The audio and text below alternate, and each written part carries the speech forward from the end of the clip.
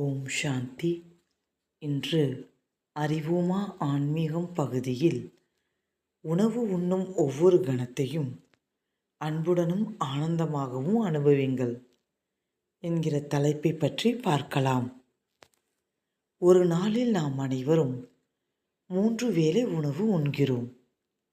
அந்த உணவு நமக்கு அமர்வதற்கு, நகர்வதற்கு, பேசுவதற்கு, புன்னகைப்பதற்கு, காரியங்களை முழுமையடைய செய்வதற்கு என்று அனைத்திற்கும் தேவையான சக்தியை கொடுக்கிறது.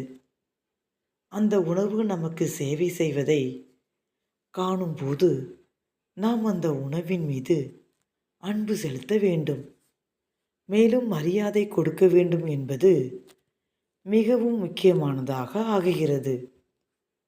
நாம் அடிக்கடி தட்டில் உள்ள உணவை கண்டு நமக்குள்ளேயே முணுமுணுத்துக் கொள்கிறோம். தினமும் காலையில் இதே உணவை உண்பதற்கு சலிப்பாக இருக்கிறது. இந்த உணவு ஒன்றுமே இல்லாமல் மிகவும் சாதுவாக இருக்கிறது. என்னுடைய அம்மா மிக நன்றாக சமைப்பார்கள் என்று ஆசைப்படுகிறேன். இதுபோன்ற அறிக்கைகளை கூறி கவனமில்லாமல் நாம் உணவை ஒதுக்குகிறோம்.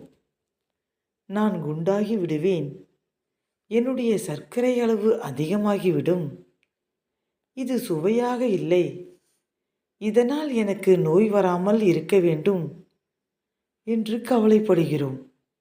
அல்லது குற்ற உணர்வில் வந்துவிடுகிறோம். உண்ண வேண்டும் என்று ஒருமுறை முடிவு செய்துவிட்டீர்கள் என்றால் ஆனந்தமாக உண்ணுங்கள். விளைவுகளை பற்றி யோசிக்காதீர்கள். நன்றி உணர்வு நிறைந்த மற்றும் அன்பான எண்ணங்களை உண்பதற்கு முன்பும் உண்ணும் போதும் உருவாக்குங்கள். தரமும் அளவும் எல்லா நேரங்களிலும் துல்லியமாக இருக்க முடியாது. பொருட்படுத்தாதீர்கள். ஆயிரக்கணக்கான சுவையான உணவுகளை ஆனந்தமாக அனுபவித்துள்ளோம். ஒரு சில குறைகள் உணவின் மீது நமக்கு உள்ள மரியாதையை குறைத்துவிடக்கூடாது. தினமும் நாம் உண்ணும் உணவுதான் நம்முடைய உடலுக்கான ஊட்டச்சத்தாகும். எது ஆரோக்கியமானது என்பதை நாம் தேர்ந்தெடுக்கிறோம்.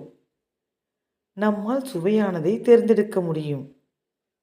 ஆனால் குறிப்பிட்ட ஏதாவது ஒன்றை உண்ணும்போது நான் மகிழ்வுடன் இருக்கிறேன் என்று நாம் கூறினோம் என்றால் நமது மகிழ்ச்சி அந்த உணவை சார்ந்து இருக்கிறது என்று அர்த்தமாகிறது. நிமிர்ந்து அமருங்கள். உணவு உண்ணும் நேரத்தில் உங்களை மகிழ்ச்சியுடன் வைத்துக் கொள்ளுங்கள். அந்த மகிழ்ச்சியின் ஆற்றல் உண்ணும் உணவிலும் பரவ வேண்டும். ஆனால் நாம் பெரும்பாலும் சுவையற்ற உணவை உண்ணும்போது எரிச்சலின் உணர்வை உருவாக்குகிறோம்.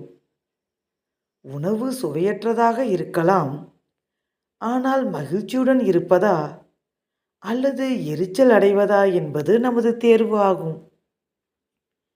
உங்களுடைய உணவு உங்கள் மனதின் மீது தாக்கத்தை ஏற்படுத்தாமல் இருப்பதற்கு இன்று பயிற்சி செய்யுங்கள்.